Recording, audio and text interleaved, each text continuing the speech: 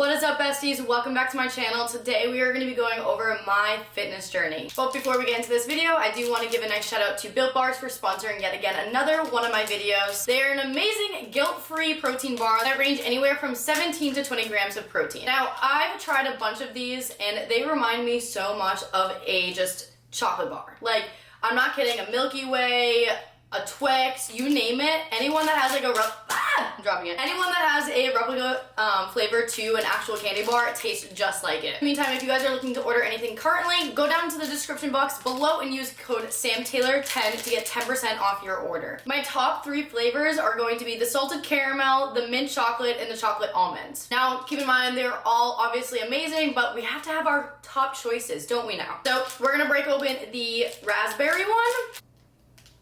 Yep. You see that? Okay. Alright, let's check the nutrition facts too. There is only 130 calories in this entire bar. So we got 17 grams of protein, 18 grams of carbs, and 2.5 grams of fat. Now, if you guys are looking for a protein bar that has low fat, these are your best bet, okay? These are perfect. So obviously I can't talk and chew at the same time. So I'm gonna finish this and then we're gonna get right into the video. Oh, I have chocolate on my finger.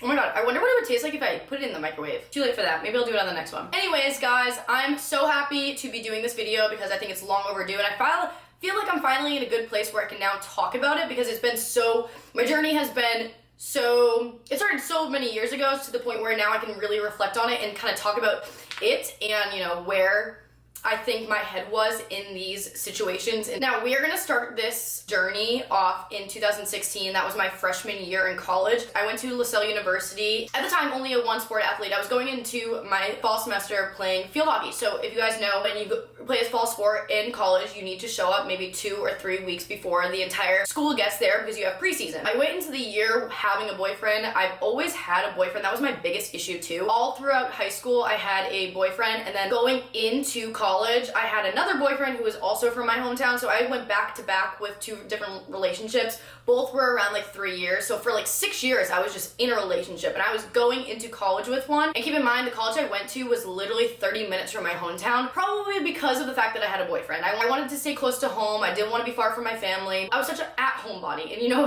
that, looking back on that, I'm the complete opposite of that now. Like I said, at the time I was only a one-sport athlete. After I had finished my field hockey season, I then got offered to play lacrosse for my school because it worked out where my field hockey coach was also the lacrosse coach, and she was looking for more players because the roster for the lacrosse team was very small, and she knew when she was recruiting me in high school that I had played lacrosse already. So she was like, hey, do you want to play? And I was like, of course I want to play. Like, 2 of my good friends are on this team, so let's do it. I, started playing that as well, so I considered myself, I guess, a 2-sport athlete after my fall semester because I went into the spring making that decision like a week before preseason. At the time, I was very, very healthy. I had no, like, eating disorder triggers or, like, unhealthy relationship with food. I was literally eating whatever you could think of. I was eating, like, those frozen TGI Fridays, like, buffalo tender bites, like, every freaking day. Like, me and my boyfriend, when we would go home, ex-boyfriend now at the time, when we would go home for break, like, I was eating like pints of ice cream, frozen foods, like frozen pretzels. Like, I was eating anything. I did not care at all. And I was at a healthy weight. Like, I was healthy. So yeah, I was in a very good healthy state. I ate whatever I wanted, and I drank, honestly, probably like 3 to 4 times a week. Just because, I was my freshman year, I just wanted to make some friends and all that. And even in high school, like my senior year of high school, I drank a lot. And going into 2017, so when we got into my spring semester of lacrosse, now at this point, I had never ever been introduced to the gym, ever. Like, I had been only really working on like endurance, going to like the turf in the off season and playing some like field hockey by myself, shooting on the net, playing lacrosse, whatever it was. So after my field hockey season had ended my freshman year, that's when I was like, holy crap, like, I have 3 to 4 full months before field hockey starts back up. And I was like so nervous because I was like, it's a college sport. I'm gonna lose all my endurance. Like, what the hell do I do? I got myself a gym membership, but I just got myself a Planet Fitness gym membership solely for the purpose of using the stair stepper and the treadmill. Like, I did not touch any of the weights.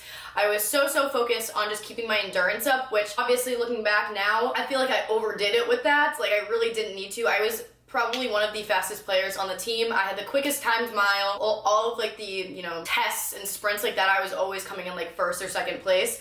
So I was just really in my head. I just wanted to be the fastest person in the field. Then when we were going back into school into the spring semester, my sophomore year of field hockey, that is when my relationship with my ex-boyfriend wasn't going the best. A lot of eating disorder habits and triggers started popping up with my relationship with food and my relationship with the gym and just like wanting to be the smallest possible version of myself. I never thought I was working out enough. Like ever. If I went to the gym for like an hour and a half to do just cardio, I didn't think that was enough. So keep in mind, I had like my summer with my ex-boyfriend, and then I went to field hockey, and then I came back for winter break. So at winter break, that is when a lot of things were popping up, where I just felt very insecure inside the relationship, felt like I was not worthy enough, all of these things. And then going into my sophomore year of lacrosse in the spring, that is when I started to really become obsessed with working out and exercise, but in a cardio sense. So I was literally going to the gym after lacrosse practice. You know, I would finish up a 2-hour practice where my watch would literally tell me I burned like 1,000 calories, but I would still go to the gym after my workout and go on the bike or go on the treadmill or do some abs, just so that way I was still burning quote unquote calories from my Apple Watch. It was really bad. It was really toxic, and you know, a lot of my friends at the time were so jealous of me. They were so like proud of me. They're like, how do you have like the energy to do that? Like, you are so awesome, you're so healthy. And no one really caught on to me developing these ED habits where I was over exercising, trying to burn like 2,000, 3,000 calories on my watch, just so that way I could eat maybe 1,000 calories that day. Around this time during lacrosse, my sophomore year, that is when I became very fixated on the number on the Apple Watch, or the number on the scale, or the number on the MyFitnessPal. And that is when I started to really undereat as well. I thought what I was doing, I thought I was following like, you know, a lot of really good, appropriate fitness accounts at the time that, you know, now looking back, I'm not gonna name names or say like the people I was following, but they really triggered a lot of the things for me. I would be tracking my lettuce, my spinach, my 1 tablespoon of egg whites, my spray of Pam. Like, I was literally tracking everything to the T. And I know I remember looking back, and I think I wouldn't let myself go over like 1,200 calories inside my MyFitnessPal. And if I did go over it, I would go back to the gym to make sure that I worked out a little bit more. So when we went into 2018, that is when things got really bad. Summer leading into my field hockey season, this is where it got really bad. Going into the summer, me and my ex-boyfriend broke up. There were a lot of issues, a lot of things that kind of caused me to just, you know, have my breaking point and get to that point where like this wasn't working anymore, and I was just smallest, most insecure person ever. And no one wanted to be friends with me. Like, I had literally no friends, because when you're in a state where you're under eating and you are eating like I said, like 1,000 calories every day, your hormones will completely drop. You will have no sex drive. You will be grumpy 24/7. You'll hardly be able to sleep. You'll be cold all the time. Like, the list of like symptoms to under eating could go on and on and on. It was so bad. So no one ever really wanted to be around me or hang out with me. So I lost my boyfriend. I lost all of my friends. And I do want to put a big disclaimer out there right now, because people in my past life around like 2017, 18, 19 are leaving very hateful comments about me, saying that I was a miserable bitch and no one liked me in my hometown. They also need to remember the time and the state of my life that I was in. I will agree, I was a bitch. Like, I was miserable 24/7, and I was under eating. Like, I'm not gonna use that as an excuse, but obviously it is a very big factor as to the person I was back then. It's not nice for someone to 3 or 4 years later still be spiteful of the person I was back then, because I've obviously changed. You know, I eat more food. My personality, my relationship with food and people is so much different. You need to keep that in mind, that people change, and it has a lot to do with the amount of food you're eating. Now, you guys can all probably remember the pictures of me when I went blonde. So when me and my boyfriend broke up, I just thought, what else to do than dye my hair blonde? I was just a different person. I was drinking a lot. I was drinking maybe like 2 to 3 times a week.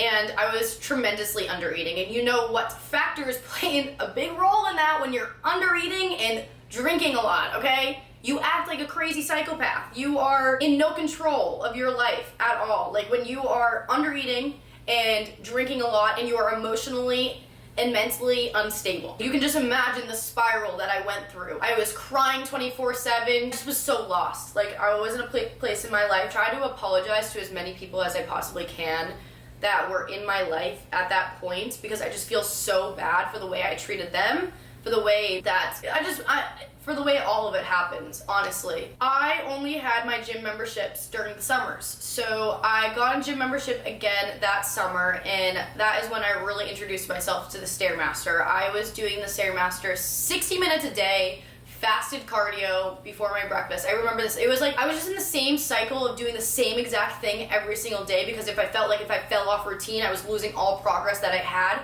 So I would literally wake up every morning and I would go to the gym. I would go to the Planet Fitness and I would 60 to 70 minute stair stepper session, and then I would do some type of abs or like a booty band circuit like in the corner of the gym where like no one could see me.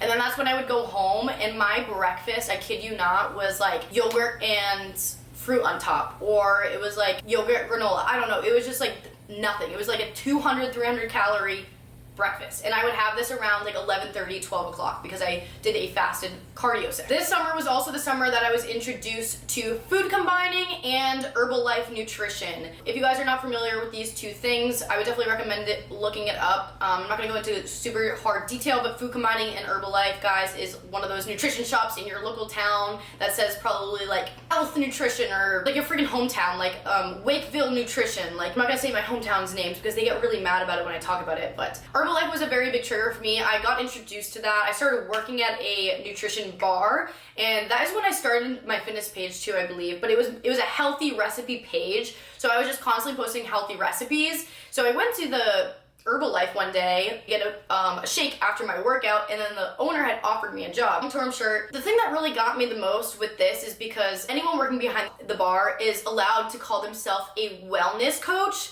So these wellness coaches are allowed to suggest and hand out meal plans for you. So the biggest thing with Herbalife is they will recommend having these shakes as a meal replacement.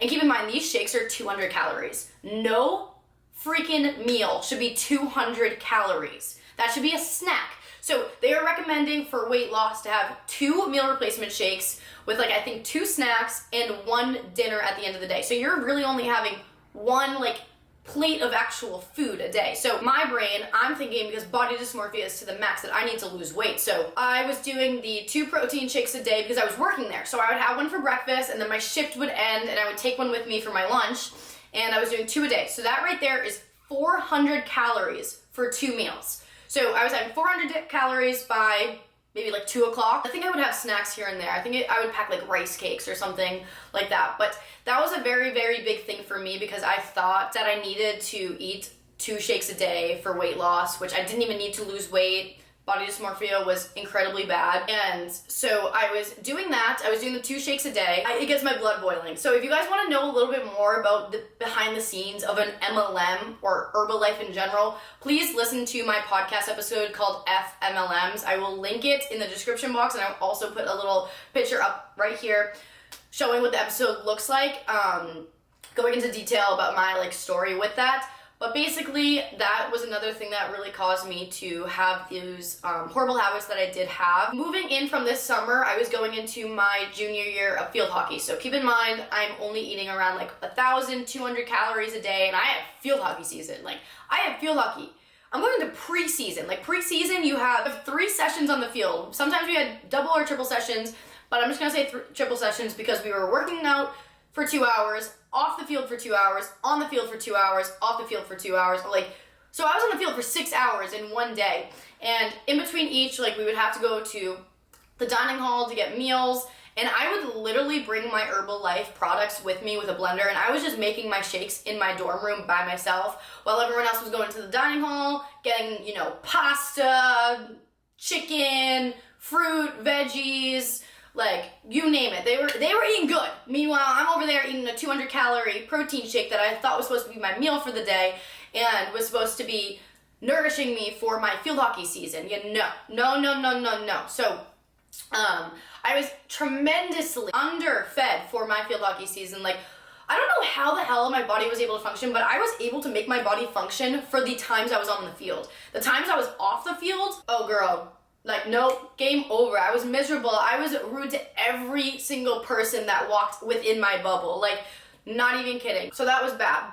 And then we worked our way into my spring semester. I don't know what I had in me, but during my fall semester of field hockey, in the back, in the side, like behind the scenes, I was working on getting myself to go abroad to Australia. So going into my spring semester, that is when I decided to quit lacrosse and pursue my, dreams of traveling the world. And I went to Australia. So I was there from January all the way to, I think, like June. Yeah, like end of June. So I was there for about 6 or 7 months. I was going into this weighing the least I had ever weighed ever. Like in this entire journey, this entire process, the least I had ever weighed. I was going into it with the worst mindset with food, the worst relationship with food, breaking all my relationships with my friends, my ex-boyfriend, my family, like everything. I just needed to get out. I was blonde, like my life was like backwards. Like to where I am now, to where I was, like it was the complete opposite. So I was going into that very, very excited, obviously, because I was going abroad. And I had no idea, like I didn't know at the time I was struggling. So when I got there, I had to quit lacrosse. So I was going into this semester having no idea how to like lift weights or do any of that. So luckily, the school I went to Bowmar University on the Gold Coast, their gym was gorgeous, like gorgeous. So this is when I really started to like try to lift weights. I thought I knew what I was doing. I was following a few like fitness creators, like the KK Fit Twins, Whitney Simmons, Savannah Wright, a bunch of people. I was following so many of them. That's when I had like my little like account that I had. And I was like, you know what?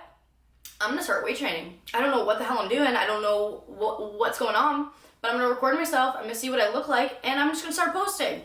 But the only thing that I was still doing was I was still doing cardio for like 30 minutes before I would go into the weight. So I would do the stair stepper for like 30 minutes, then I would do weight training for about 30 minutes, and then I was out. Again, a fasted workout as well. So I was kind of getting the groove of it, the understanding of it, not really sure what the hell I was doing. Like I was doing my freaking back squats at like the end of my workout, like I was all over the place. I had no idea. At the very beginning of this time abroad, like I said, I was the most restricted I had ever been, but I can honestly thank my experience with going abroad for, yes, making my relationship with food worse, but at the same time healing my relationship with food, because I was so restricted with everything that I stepped into this experience to a new culture, new friend group, new foods. Girl, I didn't even know how to control myself. Like, I had no idea what I was doing, but I was just so excited. At the time, like, I was excited. Like, I was like, oh my God, look at all these foods. This is crazy. Like, what am I getting myself into? I don't know. This is when my relationship with food took a complete 180. I was in absolute no control. Like, when I tell you the binge episodes I would have, I couldn't even eat food with anyone. Like every breakfast I went alone. I would go to breakfast alone. I would leave my little dorm room with my roommate, and I would go to breakfast. And I would go to breakfast, and I wanted to do it alone because I was so embarrassed by the amount of food I was eating for breakfast. Compared to where I was with food and how much I was eating, this was a lot for me. So I was eating like an entire thing of overnight oats. Like the overnight oats was like this big, and then I was eating like 8 eggs and toast, like little breakfast thing. So like this was a lot of food, and I was so embarrassed by it, but I literally had no control. It tasted so good. Like I just remember my mouth just being like watering every single morning, and I couldn't even stop thinking about it because I was constantly thinking about my next meal, like what it was gonna be. I would say every other weekend I was traveling to a different city or a different town in Australia, and I remember going to Noosa. And sorry to my Australians listening to this, if I'm pronouncing any of them wrong, I'm sorry. So I went to Noosa. I remember going to this restaurant, and it was tacos. And another thing too is they didn't have like White Claws or any of that, like the stuff that I was into drinking. I remember sitting down at this restaurant and I was like, oh my goodness, like I've never had tacos before. Like tacos was such a big trigger food for me. I don't know why, I don't know what it is. I just thought they were so unhealthy because they were like greasy and just like not good for you. So I remember sitting down, I took a picture of the food. I remember sitting down and eating those tacos and just like being like, holy shit, I just ate these. I ate these with no guilt. Like no guilt at all. Keep in mind, this is like at the very beginning of my time abroad. I just remember sitting there and I was like, holy shit, like I ate that. That's crazy. And that same exact day, I was drinking wine as well. And the wine, so bad for you. I was getting like the shittiest, like sugariest wine. But either way, I was drinking it. And I was like, oh my goodness, like these two things I have never done before. Like drink wine and eat tacos. Like this is crazy. I would say about a month later, I'm like a month into my time abroad, got the most unexpected call from my parents, like midday. Now keep in mind, when you're in Australia and your parents are in Boston, Massachusetts, the time change is a lot. So they're calling me like at nighttime and they're calling, and it's like almost morning for me. And I just get a call. I'm sitting in the library with like a girl because we had a class project, and my parents called me and they were like, we have to tell you this. And I'm like, what? They were like, Rocky passed away.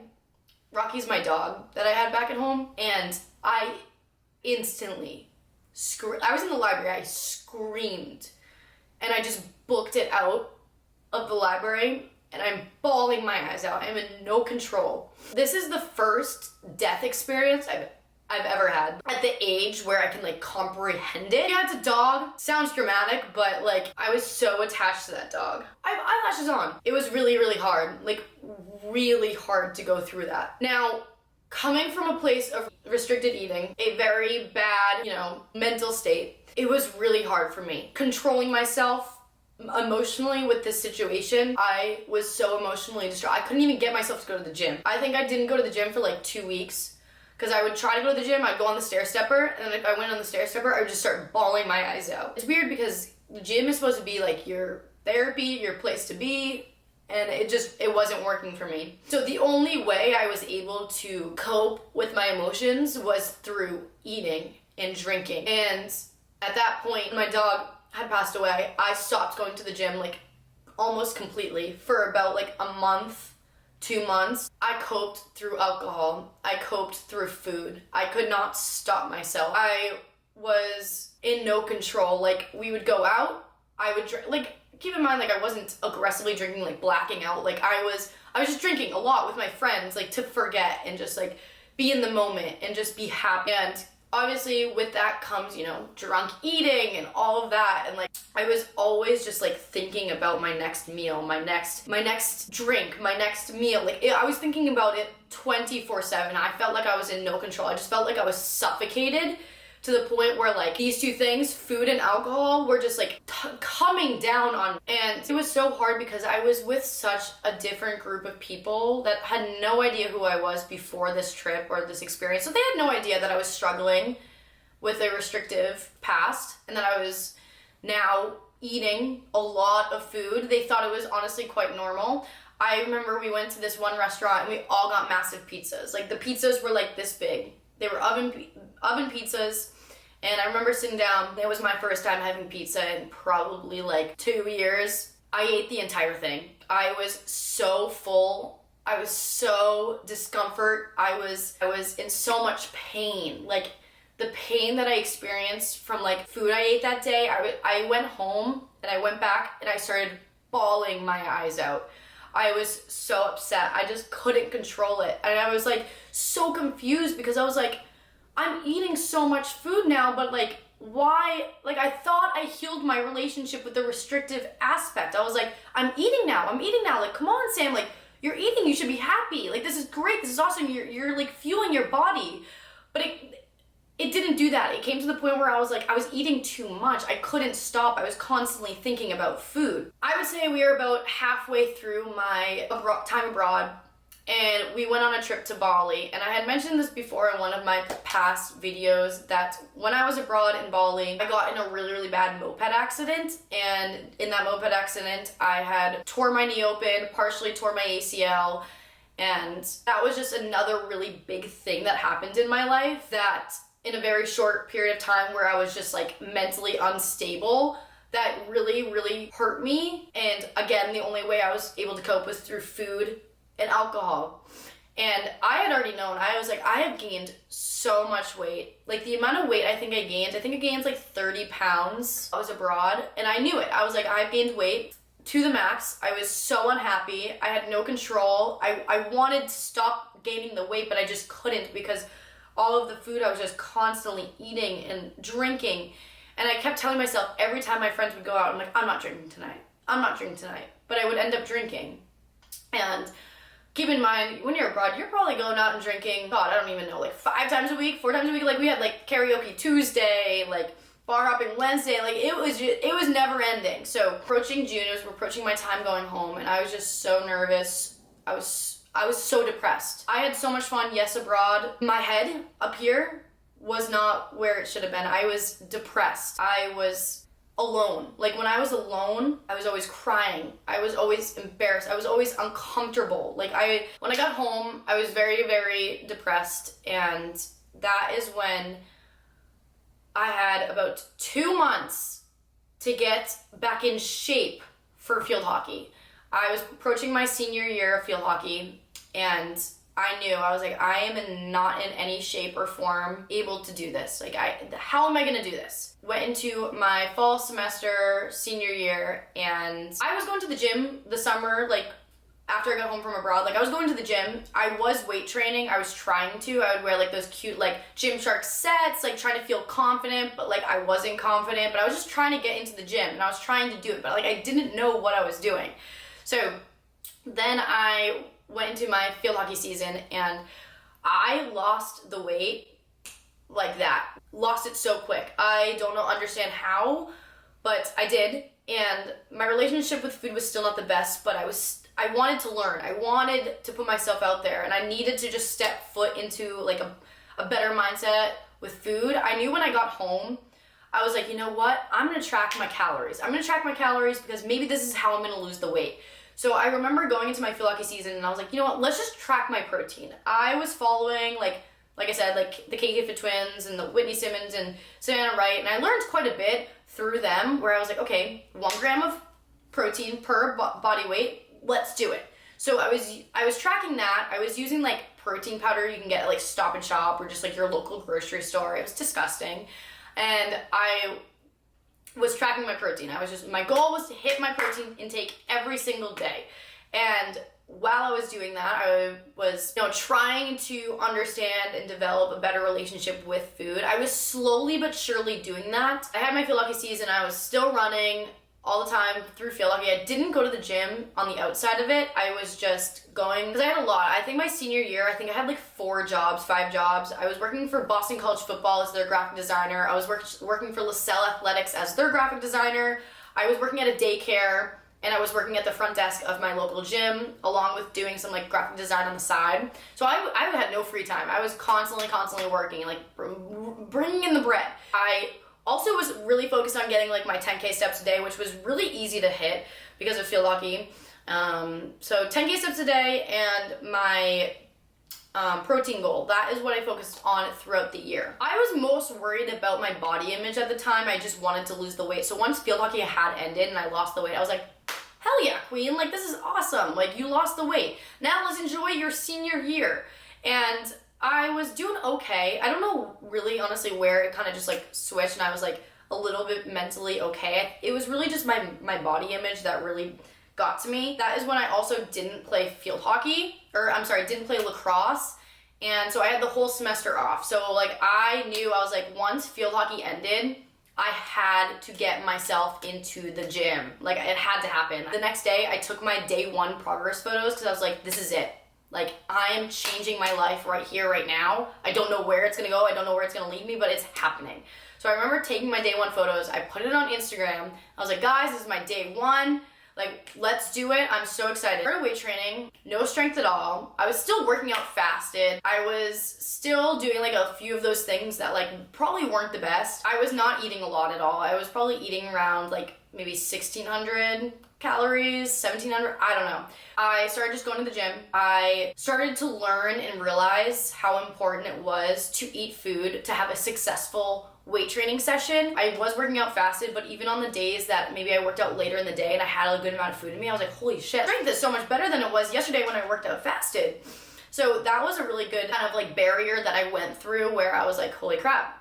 Like, Sam, your brain is starting to realize that, like, food is fuel right here, right? Like, what is going on? So, at the time, I didn't really know what my goals were, whether it was, like, to build muscle, lose weight. Like, I don't even know what I was doing. I just really wanted to just get into the gym, hit some personal bests. Like, I was the typical, like, gym goer at the very beginning when I was, like, hitting, like, 1 rep max, hip thrust PRs, and I was still doing, like, the glute activation with the booty band. I was still pretty uneducated. But then going into the spring semester, that is when COVID hit us, okay? My senior year, last semester, got cut short. I had to go home. Like, home, packed it up, a few days later, I'm home. It is freezing. It is New England, horrible weather. Here and there, if the weather was nice enough, they were working out outside, and I was like, I want to work out outside. Like, I am going to do this. I'm going to work out outside, and I'm going to figure it out. All I have is a barbell and plates. All I had. And I was not really comfortable with like just that type of equipment yet. Like I was still using like the dumbbells, the machines, like I wasn't comfortable. So I kind of had to throw myself into that experience of doing like barbell only workouts. So once I started doing that and all I had with me and my quarantine self was me, the barbells, and my Instagram. And I started documenting my journey on my Instagram, and I also started watching other people's journey and learning. And I got so obsessed and in love with it. Like, it was so much fun. At the end of summer, my Instagram had like maybe like 2,000 followers. And I was like, oh my God, I love doing this. Like, people are asking me for advice. Like, people are asking me like all different types of fitness questions. I was like, you know what? I want to get my CPT. So I got my CPT within like probably like 4 or 5 months.